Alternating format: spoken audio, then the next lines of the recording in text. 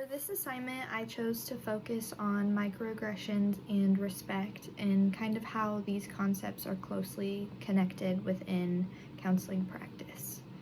According to Hayes 2022, microaggressions occur when a dominant viewpoint casts a minority perspective in a negative light. They are defined as intentional or unintentional, verbal, behavioral, or environmental insults toward individuals from marginalized groups. One important point from the reading is that micro does not mean insignificant. It refers to the minute, everyday nature of these experiences. Research shows that microaggressions can significantly affect stress and health because they are continual and cumulative, and they repeatedly remind individuals of their lower status. Another key component is their ambiguity.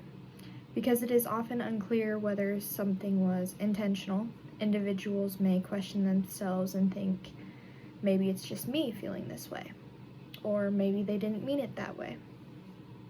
While many examples in the reading focus on racial microaggressions, I found myself connecting to this concept through my experiences as a woman.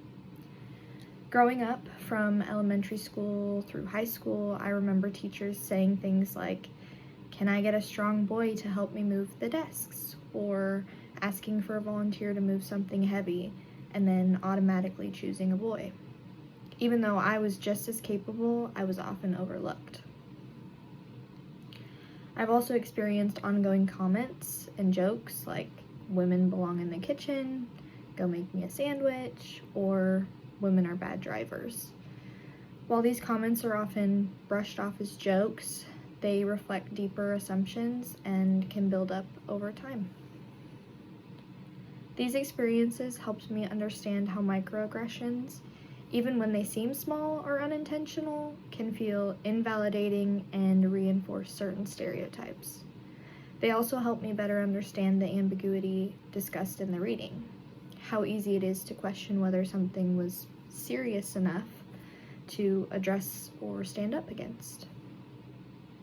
As future counselors, it's important to recognize that microaggressions are often unintentional, which means we will likely make mistakes at some point. What matters most is how we respond to these mistakes. The text outlines 4 key steps if you commit a microaggression. First, acknowledge the hurt. Second, apologize. Third, thank the person for speaking up. And fourth, ask how to make it right with them and follow through on that. To me, taking these steps is a direct reflection of respect.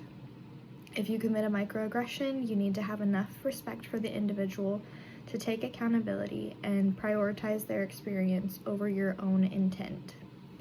This is where microaggressions and respect are clearly connected. Respect is not just something we feel, it is something we demonstrate through our actions.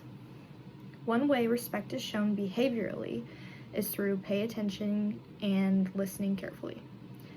This is especially important when someone shares an experience of harm. Truly listening without becoming defensive can make a significant difference in the relationship. Another important way to show respect is by asking about client preferences, which is also a key aspect of evidence-based practice. This can include what they prefer to be called, how they want to be acknowledged, their religious or cultural beliefs, what counseling approaches have worked for them in the past. Asking them these things shows that you are willing to adapt to the client rather than expecting them to adapt to you. Even if a therapist does not have experience with the client's cultural group, simply being aware that differences exist can reduce misinterpretations. Ultimately, this week's readings emphasize that if a therapist acknowledges differences, recognizes gaps in their own knowledge, and shows a strong willingness to learn, the therapeutic relationship can be strengthened.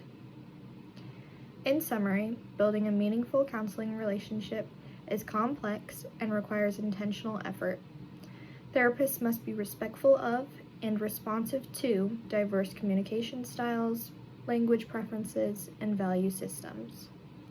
When clients feel respected and appreciated, they are more likely to share openly, engage in the counseling process. And while a strong relationship does not guarantee effective outcomes, without it, effective assessment and treatment and therapy are very unlikely.